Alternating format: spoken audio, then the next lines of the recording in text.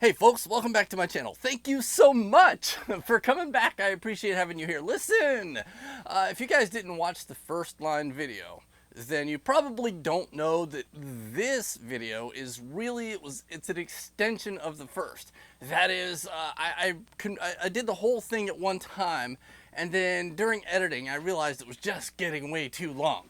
So I cut it in half-ish, and I separated the first line and the second line into two separate videos. So for you to really understand this video, you definitely need to go back and you need to watch the first line video, because I lay out the parameters. I lay out the whole idea of what is going on and why I've chosen the system that I have chosen. And all that information that you need is in that first video. So go ahead and stop now if you haven't seen the first. Go back to my channel and look for the first line systems video, watch that, and then come watch this video. Now, if you were a good little boy or girl and you did watch the first video, then hey, I hope you're ready for this, because as soon as we get through my long, boring introduction, we are gonna get into it. We're gonna pick up right where I left off. Thanks a lot, guys. Hang on, I'll be right back.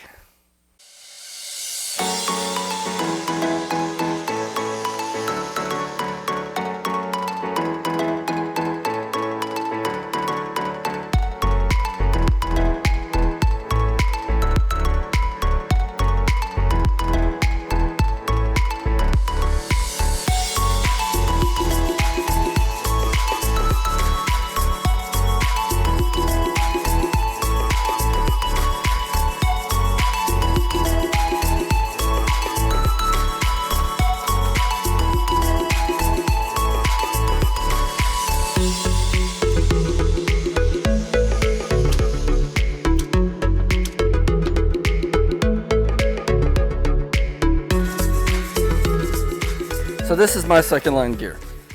The Condor, I can't remember the name of this, I'll probably roll that in, is awful for most purposes. It is. The whole kangaroo thing where fully loaded it sticks way out and everything loaded out on the front of it all hangs off the front of you. If I were a soldier in the military, I would throw this in the garbage. I would. I wouldn't like it. But for my purposes, I couldn't find anything better. And there's a couple reasons. The first being the price. I mean, dude, it's $30. It's a $30 kit. I can live with that. I can live with, because something I'll probably never need, even though I run and gun with it a little bit. I call it running and gunning when I go out in the woods and sit in a chair and shoot. But laugh at me. Go ahead. Come at me, bro. So I don't know about you, but it's okay for that, but it's really not even okay for that, to be honest. It sucks for everything except my situation. When you're sitting in a chair, it's great. And if you're sitting in a car, everything's in front of you. It's not wrapped around you. I don't have anything on the back. I can sit back, relax, and enjoy my ride as I challenge everybody who tries to come at us. So that's why I chose this. It keeps everything, you know, I'm probably going to be rolling in some video of me wearing it so you can see how it sits. It sits above my colostomy, which is important to me, so that when I sit down it's not pulling my colostomy bag off, because I don't care how bad the war is, dude. If my colostomy bag comes off in front of everybody, they'll stop fighting and they'll all run for the woods. It stinks, dude. It's probably too much information. Going back to the story here, this guy is it's above my colostomy. It holds everything I need for my purposes. Now, again, this is a run, you know, end of the world. Oh crap, gotta grab everything. All of my gear that I need is gonna be on this. All of my fighting gear is on this. So let's go over what I have on it so you understand. First of all, I know you've seen all the different videos of this particular system, so you know all the pockets and all that it has. So what I have in here in my back pocket is a notebook with a pen, right? A little notebook, another cigarette lighter. See that? Another cigarette lighter, and wrapped in duct tape, so that if I don't have the one that's in my pocket or it doesn't work, I have backup, right? A small boo-boo kit. This has different kinds of aspirin and a handful of Band-Aids. It has stomach medicine, diarrhea medicine, all that stuff is in here. It's tiny, it doesn't weigh anything, and it fits nicely into this rear pouch, and it doesn't stick out at all. So it's perfect for that. It again, you know, we'll get into that right now. Let's talk about the medical pouch, right? This medical pouch, if you look closely, it's super thin, right? There's not a lot in here. I don't have, you know, the blowout kits that everybody else has with all the cool stuff. You know why? Because what are you going to do? You're going to save a dude's life on the battlefield and then send him to what surgeon, what doctor, what hospital, where are you sending him? So you're putting, and think of this as more like the Civil War, where people were injured a little and they died from it because there just was no way to get them to somewhere that would help them. Well, that's how this is going to be, folks. I hate to break it to you, but all this temporary medicine that we're all trained to do in the military is useless in Civil War.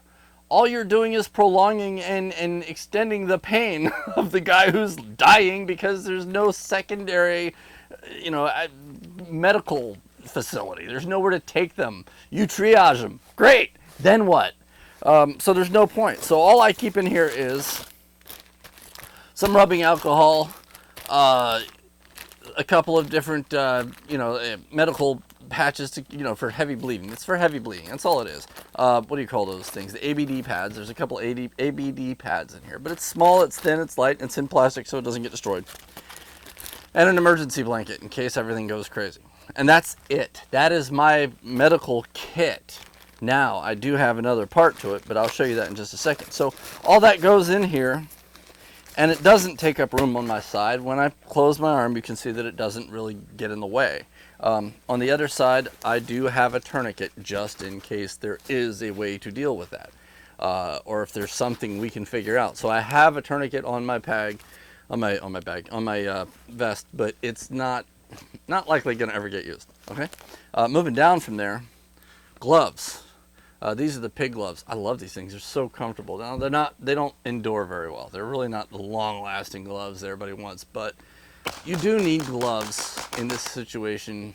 Preferably have in your bigger kit some good heavy gloves for, making fire and chopping wood and all the things that you can splinter yourself or cut yourself doing because, again, you don't have medical facilities, dudes. You can't just go to the hospital. There's no hospital nearby. So yeah, some gloves. They're great shooting gloves too. Going from there, I have one glow stick. I think that's about useless, but it doesn't weigh anything and it could fit. So hey, why not? Up here in the top pouch, I've got my little knife, right? I got a little knife because it's a crappy knife. It is a cheap, Miltech knife. I have not put this to the test yet, but if I have to plunge it into somebody, I expect it will work either way. Extra ears. Dude, I cannot stress the importance of extra ears because I've lost earplugs so many times. And look, I sleep with them in this situation because it's going to be noisy. You're going to be out in the woods. There's going to be a lot of noise going on. It's going to be hard to sleep. You put in some earplugs and go to sleep. Let your battle buddy wake you up if something goes wrong. Get some rest. A well-rested soldier is a good fighting soldier. A marker. Because if somebody does get injured and you need to put a tourniquet on them, you need to be able to write down what time you did it so you know how long that's been sealed off. And there's about 1,000 other good reasons to have a marker to get messages back and forth. There's just a lot of good information that can be shared with a marker. I have a radio. This is the Baofeng, that everybody has, the little cheap Baofeng. Look, yeah, they're kind of, they're not quality radios, but this isn't a quality radio situation. This is an emergency situation. This is, oh my God, things have gone horrible. I better, try and contact somebody. So I didn't spend a lot of money on a radio. So sue me. 6 fully loaded magazines.